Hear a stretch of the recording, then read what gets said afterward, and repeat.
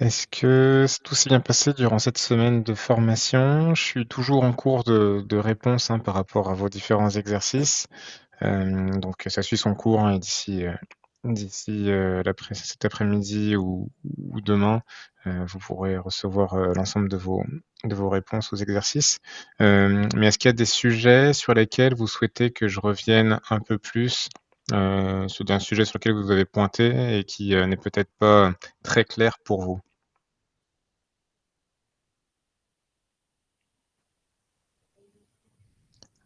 A priori, c'est OK. Après, je vous laisse l'opportunité de m'interrompre. Je vais partager mon écran, on va balayer un petit peu les notions de la semaine et évidemment, si ça vous revient ou s'il y a quelque chose que je dis, qui vous paraît, saugrenu, n'hésitez pas à m'interrompre. C'est le but, c'est un échange. Il fallait que j'ouvre un fichier parce que j'avais noté des choses. Et donc, il y a un exercice que j'ai complètement foiré. Oui, lequel? Je suis en train de le rechercher. Attendez. Attribuer, c'était sur les responsabilités, identifier les tâches, estimer les ressources et la durée, identifier les principaux livrables et décomposer les livrables. J'ai tout mis dans le désordre. Il y avait normalement c'était identifier les principes livrables, décomposer les livrables en Ah oui, second dans le temps. quiz, tu veux dire? OK, Oui, pardon, oui, oui. je l'étais pas. OK, Pardon, oui. pardon, je Non, savais pas de pas. souci. Et pour moi, j'attribuais d'abord les responsabilités, après j'identifiais les tâches, j'estimais les ressources et la durée, Oui. et après j'identifiais les principaux livrables et je décomposais entièrement les livrables après. Et j'ai tout mis dans le désordre. J'ai pris la même logique que...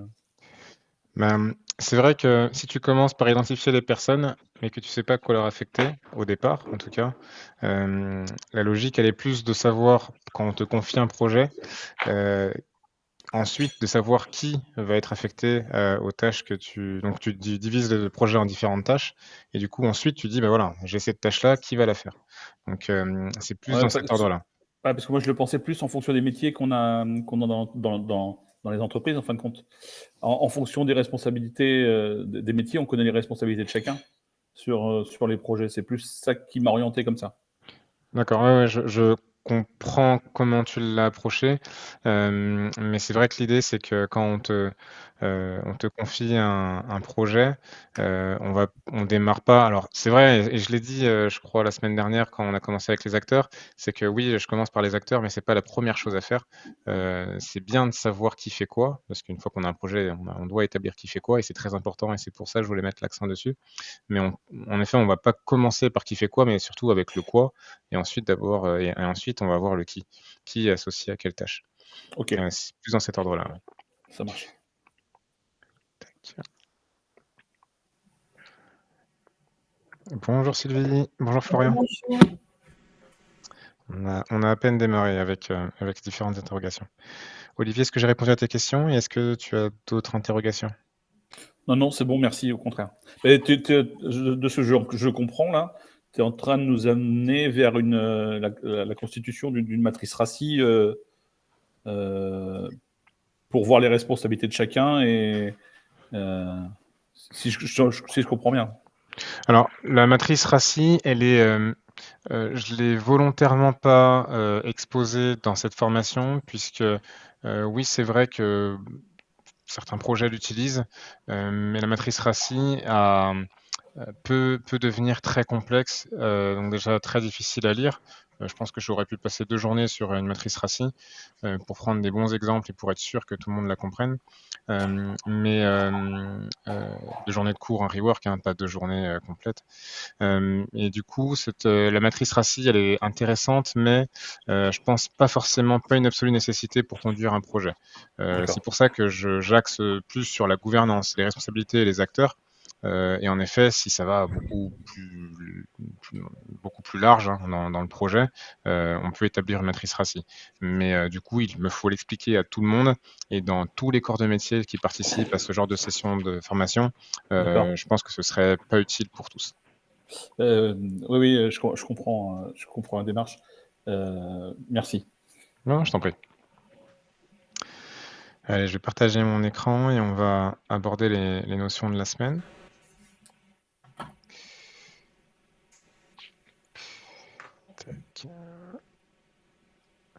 Ok, merci. Bonjour à tous. Bonjour Paul. Excusez-moi pour le retard.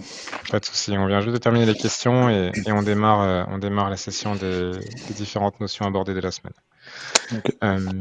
Donc cette semaine, j'ai décomposé les slides en deux parties. Donc la partie structure.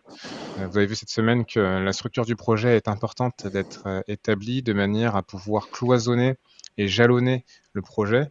À quoi ça sert de subdiviser un projet? Ça sert déjà d'y voir plus clair. Si on avait un projet avec une phase, difficile d'établir, de savoir où est-ce qu'on en est. Est-ce qu'on en est au début? Est-ce qu'on en est à la fin? Donc lorsque vous parlez à un chef de projet qui vous dit je suis en pleine phase d'exécution, vous vous dites ok, bon, là il a les mains dedans, la partie approbation du budget c'est fait, les personnes sont déjà bookées, elles travaillent. S'il vous dit je suis en phase d'initiation, ok, vous savez que c'est un projet qui démarre, il est plus en phase d'analyse, de recherche, et son objectif c'est de construire un business case, un contrat, enfin en tout cas une feuille de route qui va être ferme et définitive. Donc c'est pour ça que c'est important d'avoir ce phasing, ce phasage dans un projet. Ce qui est encore plus important, c'est de pouvoir le subdiviser. Donc déjà, initiation, donc c'est le départ du projet, exécution, la livraison du projet, et la clôture pour vraiment faire le lien avec l'initiation et se dire qu'on a vraiment joint les deux bouts. Et subdiviser le projet, ça se fait à plusieurs niveaux.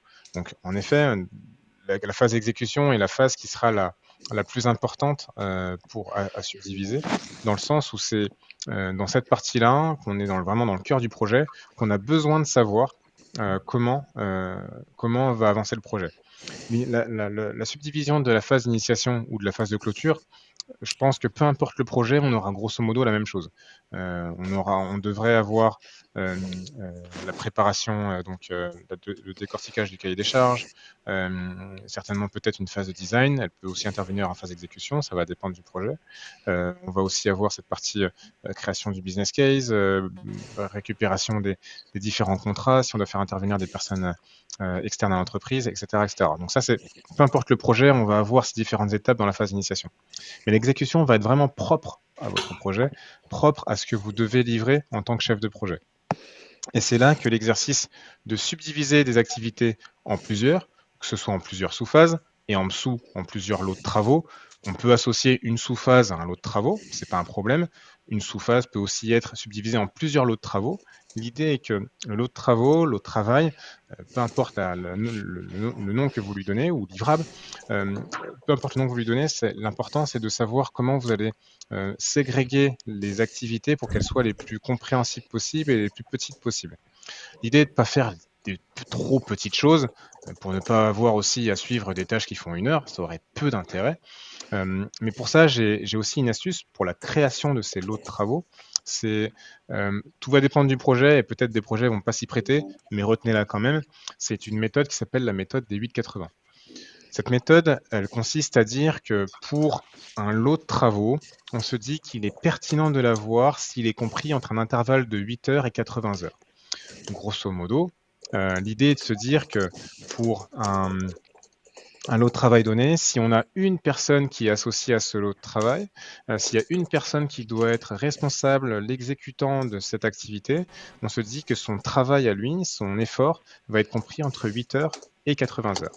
En revanche, si on a 2, 3, 4 personnes associées à ce même lot de travail, il va falloir répartir ces 8 heures, 80 heures, pas forcément de manière égale, hein, chacun a son activité à faire. Peut-être qu'il y en a un qui va travailler que pour 2 heures, un autre pour 10, un autre pour 50, mais l'idée est de se dire que pour cette activité, on va répartir ces 8 heures, 80 heures pour définir ce lot de travail.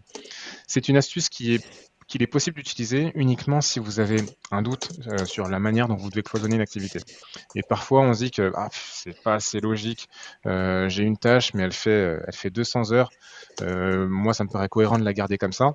Et ben, du coup, ça vous force à subdiviser ce travail en disant bon, ok, ça fait 200 heures. Je vais essayer de la diviser à minima en trois lots de travaux. Même si ça paraît bête, mais au moins, je sais que il y a un lot de travail qui s'appellera A1, un autre A2, un autre A3. Et quand vous avez cette vue schématique du projet avec l'ensemble des lots de travaux et des sous-phases, vous êtes capable de dire, ben voilà, mon projet, il a 15 lots de travaux, on a terminé 5, quelque part, 5 sur 15, vous savez que vous avez avancé et vous êtes à 30%, 33% grosso modo d'avancement. Donc l'idée de se dire, ok, ça vous permet aussi de plus facilement évaluer votre avancement dans le projet. Il faut savoir aussi que chaque lot de travaux est associé à un effort. Donc, comme je l'ai dit là avec les 8,80, vous savez que par exemple, s'il y a une personne qui travaille et que son taux journalier, donc le coût de cette personne à la journée ou à l'heure est de tant euros par heure ou par jour, vous êtes capable de vous dire, OK, s'il doit travailler 50 heures, mais je sais que c'est tant. Donc ce lot de travail, ça fait tant, celui-là, ça fait tant, etc., etc., etc. Cette somme va faire l'ensemble du coût du projet. Et c'est aussi un moyen de déterminer et d'évaluer si on est en bonne voie ou non. Puisque quelque part sur un lot de travail, donc lot de travail A1, vous avez demandé à Jean-Jacques de travailler 50 heures, il termine son lot de travail et vous dit j'ai passé 10 heures de plus, ça m'a fait 60. Ok, vous savez que vous avez dépassé de 10 heures. Pas nécessité d'alerter l'autorité de changement pour 10 heures. Peut-être qu'il y a un autre lot de travail qui va se compenser, mais vous avez déjà cette vue en vous disant, ok, si une autre personne me dit que j'ai un lot de travail qui va dépasser, puis un autre, peut-être qu'il va falloir que je m'assoie et en me disant, ok, il y a une réévaluation à faire. Voilà, c'est l'idée. Est-ce que mes explications ont été claires par rapport au cloisonnement du projet, à la ségrégation et aux autres travaux? Si pas de questions, je propose de passer au volet compétences. Alors en effet, un chef de projet, c'est une personne qui doit être compétent dans plein de domaines. Et d'ailleurs, c'est le cas dans plein de métiers. Mais moi, je vous parlais qu'uniquement du métier de chef de projet, parce que c'est celui que j'exerce. Le quotidien du chef de projet doit être complet. C'est vrai que j'ai rarement eu le cas de projet où je me suis ennuyé, ou si je trouvais le temps long, c'est que quelque part il y avait peut-être quelque chose que je pouvais faire de mieux. Donc là, c'est plus la partie performance, lean management, et ça, on en parlera en semaine 4. Mais d'abord, dans ce qu'il y a vraiment à faire, il y a des activités qui sont nécessaires d'être réalisées. Après, je vous en explique certaines. Je vous avoue qu'en tant que chef de projet, il y a des clients pour lesquels, par exemple, je ne faisais aucun reporting financier. Il y en a même pour lesquels je n'ai créé aucun business case, puisque c'était vraiment une organisation qui était différente. Mais dans la plupart des cas, j'ai dû avoir à travailler un reporting financier. Ça veut dire que le commanditaire me demandait chaque mois d'avoir tels éléments dans un reporting qui allait être ensuite être partagé en comité de pilotage, donc comité de pilotage qui sera aussi vu en semaine 4, réaliser un suivi des livrables, donc aller vers chaque personne qui détient un livrable, un responsable de lot de travaux, pour savoir s'il avance bien, etc. C'est de la proactivité. En effet, normalement, en tant que chef de projet, vous avez votre routine avec des réunions hebdomadaires, qu'on peut aussi appeler comité projet, où vous allez avoir l'ensemble du suivi des livrables qui va être établi durant cette session qui est prévue. Néanmoins, le fait d'être proactif, d'aller un petit peu en avance de phase et de se dire que, par exemple, vous savez que vous avez une échéance au 15 avril et que il vaut mieux ne pas attendre le 15 avril pour demander si c'est terminé, pour éviter toute surprise. Si vous arrivez aujourd'hui et vous dites, ok, on est le 11, je sais que dans 3-4 jours, il est censé avoir fini, je vais quand même prendre la température. Si en effet, il y a quelque chose qu'il faut prendre en considération et pour lequel il faut corriger le tir, c'est bien de le savoir avant. Ça vous permet d'être proactif et de bien réaliser votre suivi d'activité. Donc le suivi des livrables, aller vers les personnes qui sont responsables d'incidents, de risques, ça c'est la semaine prochaine. Il y a en fait pas mal d'activités que vous allez pouvoir déjà bloquer dans votre calendrier et vous dire, voilà, je sais que chaque mardi matin je fais ça, chaque mercredi matin je fais ça, et ça vous permet d'avoir une routine et d'avoir ce quotidien qui est quelque part routinier et cloisonné. Ensuite, le chef de projet est une personne qui est censée avoir des qualités, comme tout le monde. Mais comme le chef de projet est au cœur de beaucoup de personnes, en tout cas de beaucoup de cœurs de métiers différents, il est nécessaire d'être un bon communicant. Bon communicant, ça ne veut pas forcément dire savoir bien parler. Ça, en effet, l'éloquence, c'est quelque chose qui est important. Mais le fait d'être un bon communicant, c'est aussi savoir s'adapter à son auditoire. Vous n'allez pas avoir le même discours avec votre commanditaire, avec les personnes du comité de pilotage, des personnes qui sont issues de la direction, qu'avec des personnes qui sont issues du terrain, ou même avec des fournisseurs externes. Donc, aussi, la bonne communication, c'est la communication à bon escient. ne pas forcément communiquer tous les jours pour des sujets qui n'ont pas forcément d'intérêt ou qui ont un intérêt qui est peut-être pour vous, pour le projet, mais qui n'est pas significatif pour l'entreprise ou pour des personnes issues de la direction. Donc savoir communiquer quand il le faut. La réactivité, c'est aussi quelque chose d'important, puisque être réactif va permettre au projet d'être toujours sur la bonne voie. Exemple, votre commanditaire vous dit, ben voilà, j'ai besoin de réduire le budget de 10% parce que l'entreprise demande à chaque projet de réduire ses budgets de 10%. Vous allez voir l'exercice, si vous ne l'avez pas eu cette semaine, l'idée est de pouvoir répondre rapidement, à la fois au commanditaire, mais aussi prendre les actions nécessaires pour arrêter le ou les livrables qui sont concernés par cette réduction de budget. Donc ne pas perdre de temps à prendre une décision et à faire en sorte qu'on va bien prendre en compte cette demande. C'est un des exemples. Être humain, en effet, on est tous des êtres humains. En tout cas, aujourd'hui, en tant que chef de projet, on travaille avec des humains. Peut-être que bientôt, ce sera uniquement avec des robots. Mais l'idée est que, quelque part, en tant qu'être humain, il est important de faire transparaître aussi que vous n'êtes pas là que pour le travail, que vous êtes aussi un être avec des sens et des sentiments. L'idée n'est pas désolé, mais il vous arrive des choses pour aller au travail, un fait qui sort un petit peu du contexte. Parfois, simplement, quand on démarre une réunion, c'est toujours bien de briser un petit peu cette glace. Ça permet aussi aux personnes qui sont avec vous de se dire, ah, en fait, c'est vrai qu'il a une vie et qu'on peut discuter d'autres choses. Et le travail, c'est vrai, mais le fait d'être humain, ça permet aussi aux autres de pouvoir un jour, s'ils en ont le besoin, de se dire, ben voilà, j'ai un problème, même si c'est pas le fait de l'étaler, mais de se dire que ça peut avoir un impact sur le projet, et ça vous permet aussi de mieux comprendre parfois comment peuvent fonctionner vos collaborateurs. Le sens de l'organisation, c'est indéniable. Vous avez un projet à gérer, des phases à mener, des personnes à guider. Le fait d'être organisé, d'avoir des références de livrables qui sont notées, qui sont avec des indicateurs uniques, etc. Ça permet aux personnes aussi d'avoir un point de repère, de centraliser les documents à un seul endroit, par exemple, de les mettre à jour et de communiquer autour. Ça fait partie du sens de l'organisation. Et enfin, pour fédérer de manière harmonieuse, quelque part, il faut créer du lien. Donc ça va un petit peu avec le sens humain et la performance que je disais un petit peu plus tôt. Mais surtout, j'accentue beaucoup l'effet sur le fait de célébrer les succès. J'ai beaucoup travaillé dans des environnements où le commanditaire me disait, écoute, au comité de pilotage, la première page, je veux que tu parles des problèmes. Je dis, d'accord. Je veux voir les problèmes, je veux voir ce qui ne va pas, je veux prendre les décisions qu'il faut absolument pour éviter les freins. C'est très bien. Et c'est vrai dans beaucoup de cas, et c'est une vérité. On commence par shooter, par tirer sur ce qui ne va pas pour justement éviter ces effets boule de neige. C'est un petit peu ces volets risques et incidents. Néanmoins, ça ne nous empêche pas de parler des succès. Ça ne nous empêche pas de pouvoir partager ce qui va bien, que lorsqu'il y a quelque chose qui a été bien réalisé, bien fait, quelque chose qui a été dans les temps, ou même il s'agit d'un incident qui a été résolu pour éviter quelque chose de plus conséquent, c'est toujours bien de le partager.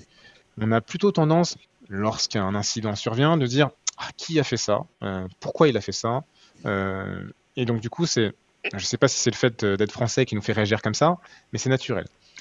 J'ai travaillé dans un contexte avec une entreprise scandinave et j'ai été très surpris lors d'un premier gros incident que personne n'a prononcé le mot « qui a fait ça ?» Et ça m'a un petit peu frappé. Et quelque part, cet état d'esprit de se dire, plutôt de savoir qui a fait ça, on va plutôt se dire comment on va le résoudre tous ensemble. Et que ce soit à plusieurs niveaux, que ce soit moins de plus 1 ou être plus 2, on a mis en place les ressources nécessaires pour se dire, OK, comment on fait pour le résoudre ? Et ensuite, comment on fait pour éviter que ça arrive de nouveau ? Et cet état d'esprit, et puis ensuite derrière la communication en disant, mais voilà, on a résolu le problème qui a évité de faire telle ou telle chose. Derrière tout ça, on se dit que, bon, l'idée n'est pas de se dire qu'on va générer des incidents à tout bout de champ, mais plutôt de se dire, si quelque chose se passe mal, je sais que je ne vais pas être la cible, mais plutôt qu'on va pouvoir m'aider à résoudre un problème. Et ça, c'est quelque chose qui est plutôt positif. Et ça permet de contribuer à une atmosphère positive. Donc c'est voilà, tout ça, je voulais vous le partager cette semaine, puisque pour moi c'est important, même si c'est pas quelque chose qui est directement impactant pour votre gestion de projet quotidienne. Ce n'est pas forcément un outil, c'est quelque chose que vous pouvez juste cultiver de manière régulière. Ça vous permettra aussi d'avancer sereinement dans vos projets. Est-ce que vous avez des questions par rapport à ça?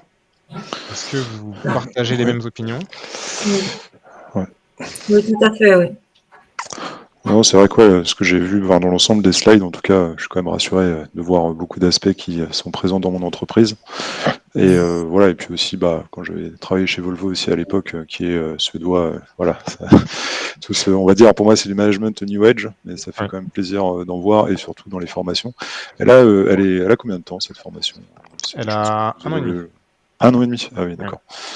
Et vous êtes basé comme ça sur d'autres entreprises, sur d'autres... La formation est uniquement basée sur mon expérience et en effet mon passage dans plusieurs entreprises, dont Volvo Group. Et donc c'est vrai que j'ai eu la chance de travailler dans des grandes entreprises et c'est vrai que c'est très formateur puisque, enfin dans des grandes et des petites, c'est très formateur puisqu'on a la possibilité de parler à plusieurs niveaux. Et je parle surtout enfin Volvo Group c'est un exemple et c'est plutôt un bon exemple c'est une des entreprises où je pouvais parler à mon N+2, N+3 en le tutoyant sans aucun problème. Ouais. Dans le cas d'entreprise franco-française, je suis français et je sais que c'est comme ça, impossible de parler au N+3 sans passer par le N+1 et ensuite le N+2 et du coup le temps perdu est considérable. Et donc quelque part, c'est pour ça que tous ces outils comme le processus d'escalade, où du coup on identifie les personnes à plusieurs niveaux, si la personne ne répond pas, elle sait qu'on va parler au niveau supérieur, ça informe les personnes que vous allez parler à la personne qui est très en haut, mais c'est identifié, c'est partagé, tout le monde est au courant, il n'y a pas de problème. Donc quelque part, voilà, tout ça vient un petit peu de mon expérience et de ce que j'ai vécu moi en tant que chef de projet. Ouais, ça me parle complètement. C'est vrai que voilà, juste le fait de tutoyer, ça met déjà une confiance. On dit que Oui. qu'on est même si les échelons sont différents, on reste des humains, donc quelque part de manière égale. Ouais. Ok. Ça serait un rêve pour moi d'avoir ce genre de comportement. Je suis dans une société franco-française, comme tu le disais, et on a un énorme problème de gouvernance. Le chef de projet doit tout faire et j'ai tous les postes à la fois. Et c'est pour ça que j'ai fait cette formation, pour essayer j'ai essayé de mettre en place des choses entre des Amdec, des RACI, et sincèrement, j'arrive à rien. J'en suis même arrivé à faire des réunions de projet avec la maintenance, les maintenances, parce qu'on a la maintenance générale et process, ou voire même avec le service HSE. J'ai eu un sujet sur une mise en conformité à texte à faire, et sincèrement, j'ai eu personne en face. Ouais. J'étais avec le fournisseur tout seul. C'est une catastrophe. Et c'est pour ça que je fais la formation, pour essayer de trouver des outils pour pouvoir m'en sortir, quoi. Aujourd'hui, je ne sais plus. En effet, ça te permettra de justifier qu'une autre méthode que celle qui est en place existe et que quelque part, par cette formation, et de dire que voilà, tu as eu une formation et qu'il a été expliqué que ça peut se passer comme ça, c'est un moyen de le justifier. C'est pas l'absolue vérité. J'ai pas cette, je légitime pas mon travail en tant que formateur de gestion de projet comme l'unique manière de gérer un projet, mais c'est un moyen d'y arriver. Et quelque part, j'espère qu'après cette formation, tu auras l'occasion de pouvoir partager à tes collaborateurs et supérieurs qu'il est possible de faire différemment, et quelque part, c'est efficace. J'ai par expérience aussi un commanditaire commanditaire hollandais qui a cassé des règles totales pour faire avancer, parce qu'il était sûr de la solution qu'il voulait implémenter. Et donc je suis arrivé dans un contexte franco-suisse là pour le coup, et pour lequel le commanditaire m'a dit voilà, j'ai choisi cette solution, c'est celle-là, on va le mettre pour tout le groupe. Il y a 35 pays, faut le faire, c'est comme ça. Écoute, j'ai signé le contrat à la main. Voilà, ils sont là, Joy. Tu te débrouilles. Je t'ai mis tant pour le budget. Tu fais. J'ai fait d'accord, ça se passe comme ça dans cette entreprise. Et en fait, en creusant, tout le monde m'a dit, mais écoute, comment ça se fait qu'il n'est pas passé par un processus pour signer le contrat? Normalement, il faut passer par un tel, puis un tel, puis un tel. Mais il a vu que lui, ça mettait du temps quand il vient d'arriver là. Donc il a un petit peu cassé ses règles, il l'a fait à sa manière, mais comme il avait cette position très haute, personne ne pouvait le challenger, si ce n'est vers moi de me dire, Joy, s'il te plaît, la prochaine fois, essaie de le faire signer par le process. Donc comme il y allait d'un coup, et qu'on y est allé, les personnes ont commencé à voir que cette méthode-là, même si voilà, c'était une partie, a débloqué pas mal de choses. Et le projet que j'ai mené avec les deux équipes que j'avais a permis pas mal de choses, a permis pas mal de bons résultats pour l'entreprise. Et quelque part, ils se sont tous tournés vers le projet et donc le commanditaire en disant mais putain, comment vous avez fait pour faire des choses aussi bien? Il n'y a pas eu un projet qui s'est passé aussi bien depuis plusieurs années. Et c'est là qu'on a exposé un petit peu comment on a fait, et ça a donné un petit peu plus d'ouverture aux autres projets, et du coup à l'organisation de l'entreprise de se dire, il faudrait peut-être qu'on fasse différemment, puisqu'en effet, regardez cet exemple-là, il a permis d'avancer. Donc voilà, j'espère que tu pourras, Olivier, avancer de cette manière-là. J'ai essayé parce que justement le cas que je vais amener après, sur les exercices, je pense qu'à un moment donné, tu vas nous demander de prendre un projet en main et de l'emmener entièrement. J'avais commencé à initier un projet, on dépose une étiquette avec un code à barre sur chaque étui. Alors, pour ceux qui Joy a vu mon adresse mail, donc il sait où je travaille. Je travaille dans une société de cosmétiques très haut de gamme. Et en fin de compte, on vient déposer 34 millions d'étiquettes annuelles sur le site sur lequel je travaille par an, pour rien, parce que ça sert juste au site de Saint-Olomone qui fait la logistique mondiale. Et l'idée, c'était... et on a des machines qui sont obsolètes. On a 8 machines qui sont obsolètes pour un montant d'1 200 000 € quand même, c'est pas une paille. Et les consommables qu'on utilise, tout ça mis bout à bout fait qu'on pourrait passer sur une autre technologie et commencer à travailler en imprimant directement sur les étuis.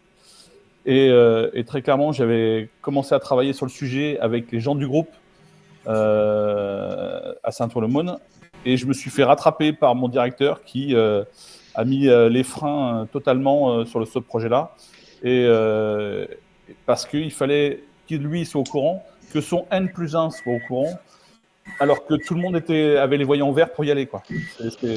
C'est une catastrophe. Ouais, c'est un petit peu le fait d'asseoir des responsabilités. Ouais. Ça peut être délicat. Mais on peut en reparler librement, Olivier, au besoin, si tu as besoin que je t'aide à avoir des billes pour peut-être apporter plus de possibilités pour ce que tu réalises. D'ailleurs, si d'autres personnes aussi ont des besoins similaires, n'hésitez pas à me solliciter. Est-ce qu'il y a d'autres questions, des remarques? Ouais, bah du coup c'est cool. J'ai appris que la réunion hebdomadaire, voilà, que je fais avec l'équipe, donc là c'est plus, enfin c'est moins projet, là c'est plus vraiment chef d'équipe, subordonné. Donc du coup, est-ce qu'on peut appeler ça aussi un comité projet ou pas trop? C'est vraiment plus chef de projet avec les parties prenantes? Comité projet, alors c'est vrai que par habitude, on a l'habitude que ce soit le chef de projet qui le guide, mais un comité projet, c'est vraiment toute personne qui est terrain au projet. Donc il n'y a pas d'absolue nécessité que ce soit le chef de projet qui l'a conduit. Le but est que, et en fonction de l'organisation de l'entreprise, c'est qu'on traite des sujets qui sont terrain, grosso modo, qui sont vraiment liés aux incidents, aux livrables, mais plus dans un minimum de détails. C'est vrai que le comité de pilotage vient plus au-dessus sur comment le projet est piloté de manière globale, comment est-ce qu'on a les bons axes financiers, est-ce que les contrats sont en place, est-ce qu'il y a des gros risques, des gros incidents. Là, on parle plus de comité de pilotage. Donc en effet, si tu traites avec les chefs d'équipe, c'est plus des comités projets. Il peut y avoir 2 types de comités projets, peut-être un comité projet plus haut niveau, peut-être un comité projet un peu plus terrain. Donc ça, c'est quelque chose en termes de nommage qui peut se décider. En fait, écoute, c'est bien parce qu'avec ta réponse, du coup, je me rends compte que les réunions que je fais avec ma responsable, donc qui gère la partie ingénierie, en fait, donc n'est pas, enfin, c'est lié au projet, mais c'est pas lié directement au chef de projet. Comme je te dis, on est plus finalement utilisateur, ou en tout cas, ou chantier. Et voilà. Mais du coup, moi, j'ai pas vraiment de réunion formelle avec les chefs de projet, quoi. C'est eux qui m'arrivent à certains moments où ils doivent installer un mât et voilà. Ouais, ok, compris. Ça marche. Si pas d'autres questions, je vous suggère de clore pour aujourd'hui. Si ça vous va. C'est parfait. Eh bien, je vous souhaite un excellent week-end, une excellente semaine. Je vais vous partager les réponses aux exercices et je vous enverrai aussi un email qui sera écrit en bleu par rapport à la préparation à l'examen. Comme ça, on pourra en reparler la semaine prochaine si vous avez des questions. Ok. Très bien. Excellente fin de journée à vous et à très bientôt. Merci. Merci, au revoir. Merci. Bonne Au revoir. journée. Au revoir. Au revoir.